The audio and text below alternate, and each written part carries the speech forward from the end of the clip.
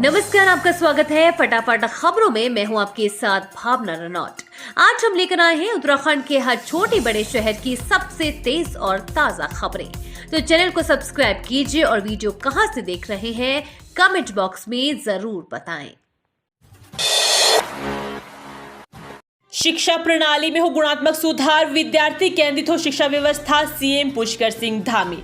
शिक्षा प्रणाली में गुणात्मक सुधार के साथ शिक्षा व्यवस्था को विद्यार्थी केंद्रित बनाया जाए। गुणात्मक शिक्षा के साथ नैतिक शिक्षा पर भी विशेष ध्यान दिया जाए। बालिका शिक्षा को प्रोत्साहित करने और स्कूल से बालिकाओं के ड्रॉप आउट को कम करने के लिए आवासीय छात्रावासों को और अधिक बढ़ावा दिया जाए। बच्चों के स्कूल बैग का बोझ कम किया जाए। सप्ताह में बस्ता मुक्त दिवस पर विद्यार्थियों को नैतिकता पर आधारित शिक्षा प्रदान की जाए। यह निर्देश मुख्यमंत्री पुष्कर सिंह धामी ने सचिवालय में विद्यालय शिक्षा की समीक्षा के दौरान अधिकारियों को दिए। समीक्षा के दौरान सचिव शिक्षा द्वारा शिक्षकों के ट्रांसफर में आ रही विभिन्न कठिनाइयों तथा शिक्षा विभाग में ट्रांसफर प्रक्रिया के सरलीकरण के लिए बनाई जा रही नीति के बारे में जानकारी दी गई।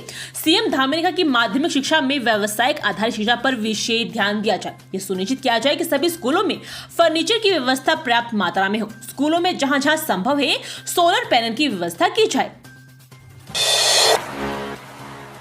मॉनसून में देहरादून आ रहे सैलानी, इस खबर को पढ़ ले। पुलिस ने की इन पर्यटक स्थलों पर न जाने की अपील।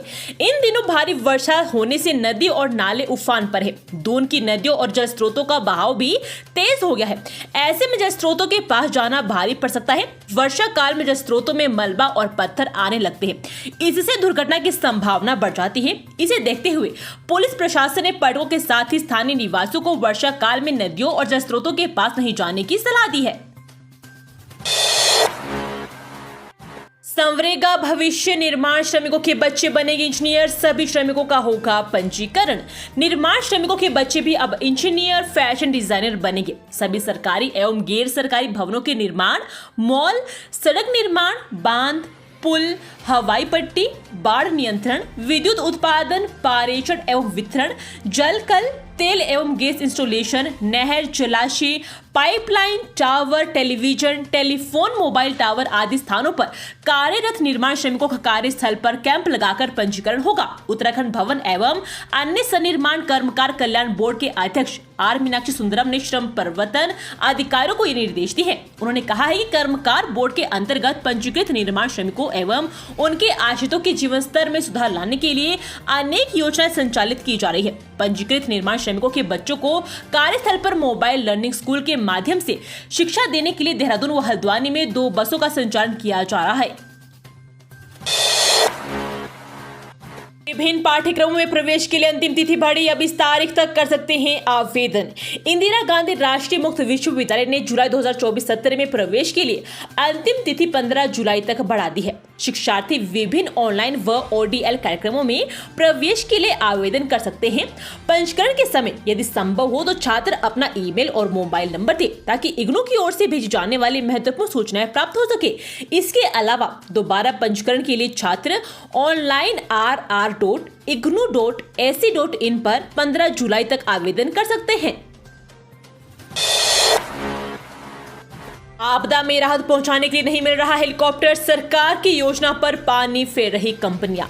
आपदा में हेलीकॉप्टर से राहत बचाव कार्य करने की सरकार की योजना पर हेली कंपनियां ही पानी फेर रही हैं।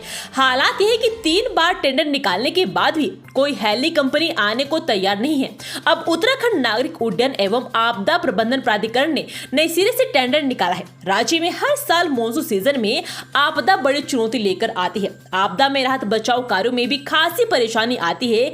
ऐसे में सरकार ने तय किया था कि आपदा में राहत बचाव कार्यों के लिए अलग से हेलीकॉप्टर तैनात किए जाएंगे। ये भी तय हुआ था कि उत्तराखंड नागरिक उड्डयन एवं विकास प्राधिकरण इसके लिए हेलीकॉप्टर का इंतजाम करेगा, जिसका खर्च आपदा प्रबंधन विभाग वहन करेगा। पहले 3 युवकों ने नाबालिगा किया अपहरण, फिर ट्रक में किया सामूहिक दुष्कर्म, 2 गिरफ्तार, 1 फरार। चंपावत के अमोड़ी क्षेत्र के 3 युवकों पर नाबालिग का अपहरण कर सामूहिक दुष्कर्म करने के आरोप लगा है। युवकों ने नाबालिग 16 वर्षीय का अपहरण कर ट्रक में सामूहिक दुष्कर्म किया। पुलिस ने तहरीर के आधार पर 3 लोगों के खिलाफ पोक्सो समेत विभिन्न धाराओं में मुकदमा दर्ज कर लिया है। 2 आरोपियों को गिरफ्तार भी किया गया है, जबकि एक आरोपी फरार चल रहा है। जानकारी के मुताबिक अमोड़ी क्षेत्र के 3 युवकों ने पहले नाबालिग को बहलाकर अपहरण किया और फिर ट्रक में बैठा लिया। इसके बाद सामूहिक दुष्कर्म किया। कोतवाली पीएस नेगी ने बताया कि परिजनों की तहरीर के बाद भारतीय न्याय संहिता की धारा 137, 127, 142, 70, 74 और पोक्सो के तहत रबीश भट्ट, संजय भट्ट और योगेश धवाल के खिलाफ मुकदमा दर्ज किया गया है। पुलिस ने रबीश भट्ट और योगेश भट्ट को गिरफ्तार कर लिया है, जबकि तीसरा आरोपित युवक योगेश धवाल फरार है। पीड़िता का मेडिकल कराया जा रहा है। बद्रीनाथ हाईवे पर लामबगड़ में उफान पर आया नाला, बैरियर पर ही रोके यात्री वाहन। उत्तराखंड के पहाड़ी इलाकों में बारिश के बाद नदी नाले उफान पर है। गुरुवार शाम को तेज बारिश के बाद बद्रीनाथ हाईवे पर लामबगड़ के पास नाला उफान पर आ गया। तेज दौरान पानी के साथ भारी मात्रा में मलबा बहकर भी सड़क पर आ गया है। पानी ज्यादा बढ़ने पर प्रशासन ने यात्रियों की सुरक्षा को देखते हुए यातायात पर बद्रीनाथ और पांडुकेश्वर बैरियर पर ही रोक लगा दिया है। वहीं अब जेसीबी सड़क से मलबा हटाने में जुटी है। बता दें कि बुधवार को भी बद्रीनाथ हाईवे पर पागल नाला उफान पर आ गया था, जिससे सड़क पर भारी मात्रा में मलबा आ गया। इसके अलावा पीपल कोटी चाड़ा, मंगरी घाट और टंगड़ी पुल के पास भी सड़क मलबा आने के कारण बाधित हो गई थी। यहाँ अब रास्ते खुले हैं, लेकिन खतरा बरकरार है। पिंडर और कोसी नदी को जोड़ने की प्रक्रिया में लाए तेजी, मुख्यमंत्री धामी ने दिए निर्देश। मुख्यमंत्री पुष्कर सिंह धामी ने पिंडर और कोसी नदी को आपस में जोड़ने के लिए राज्य स्तर पर की जाने वाली प्रक्रिया को तेजी से पूरा करने के निर्देश दिए। नदियों में सदैव पानी बनाए रखने के लिए सरकार इस योजना पर काम कर रही है। सरकार इसके लिए केंद्र का सहयोग लेगी। बुधवार को राज्य सचिवालय में सिंचाई विभाग की समीक्षा के दौरान मुख्यमंत्री ने विभागीय अधिकारियों को बांधों से गाद निकालने और ड्रेजिंग सिस्टम के लिए 2 माह के भीतर ठोस कार्य योजना प्रस्तुत करने के निर्देश दिए। उन्होंने कहा कि शहरों के मास्टर ड्रेनेज प्लान तथा फ्लड प्लेन जोड़ने के कार्यों में भी तेजी लाई जाए। उत्तराखंड के पीएचडी रिसर्चर्स के लिए खुशखबरी, अब हर माह मिलेगी स्कॉलरशिप। कुमाऊं विश्वविद्यालय, सोबन सिंह जीना विश्वविद्यालय और श्रीदेव सुमन विश्वविद्यालय में 26 शोधार्थियों को छात्रवृत्ति मिलेगी। शासन ने प्रदेश के 5 राज्य विश्वविद्यालयों में छात्रवृत्ति के लिए शोधार्थियों की संख्या निर्धारित कर दी है। प्रदेश के राज्य विश्वविद्यालयों में विभिन्न क्षेत्रों में गुणवत्ता परक शोध, अनुसंधान व नवाचार के लिए 100 शोधार्थियों को छात्रवृत्ति दी जाएगी। शासन ने राज्य विश्वविद्यालयों के लिए शोधार्थियों की संख्या का निर्धारण कर लिया है। इसके अंतर्गत उत्तराखंड मुक्त विश्वविद्यालय के लिए 12 व दून विश्वविद्यालय के लिए 10 शोधार्थी तय किए गए हैं। नेट परीक्षा में उत्तीर्ण छात्र के न मिलने पर पंजीकृत शोधार्थियों का यूसेट के प्राप्तांक के आधार पर चयन किया जाएगा। चयन के बाद शोधार्थियों की सूची विश्वविद्यालय उच्च शिक्षा विभाग को उपलब्ध कराएंगे। छात्रवृत्ति शोध ग्रंथ जमा करने की तिथि या अधिकतम 3 वर्ष तक जो भी पहले हो तक अनुमन्य होगी। किसी भी शोधार्थी को 1 से अधिक छात्रवृत्ति नहीं मिलेगी। हाथरस हादसे सबक, उत्तराखंड में सत्संग मेलों में भीड़ नियंत्रण के लिए बनेगी एसओपी, एडीजी ने जारी किए निर्देश। हाथरस में सत्संग के दौरान हुई भगदड़ के बाद उत्तराखंड पुलिस मुख्यालय ने भी अतिरिक्त सुरक्षा बरतने के निर्देश दिए हैं। एडीजी कानून व्यवस्था एपी अंशुमान ने सभी जिला प्रभारियों को कहा है कि मेले व अन्य आयोजनों की अनुमति से पहले ही भीड़ नियंत्रण के प्रबंध देखे जाए। यदि वहां पर पर्याप्त प्रबंध नहीं है तो एनओसी न दे। इसके साथ ही उन्होंने हर जिले से एक एसओपी बनाकर मुख्यालय को उपलब्ध कराने को कहा है। इसके बाद पुलिस मुख्यालय इन एसओपी के अध्ययन के बाद विस्तृत एसओपी तैयार करेगा।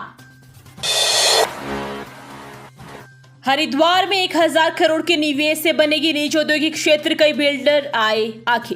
प्रदेश में नए निवेश के लिए जमीन उपलब्ध कराने के लिए कई बिल्डर और कंपनियों निजी औद्योगिक क्षेत्र विकसित करने के लिए आगे आए हैं। हरिद्वार जिले में 6 कंपनियों ने 1000 करोड़ का निवेश का 252 एकड़ जमीन पर निजी औद्योगिक क्षेत्र बनाने के लिए आवेदन किया है।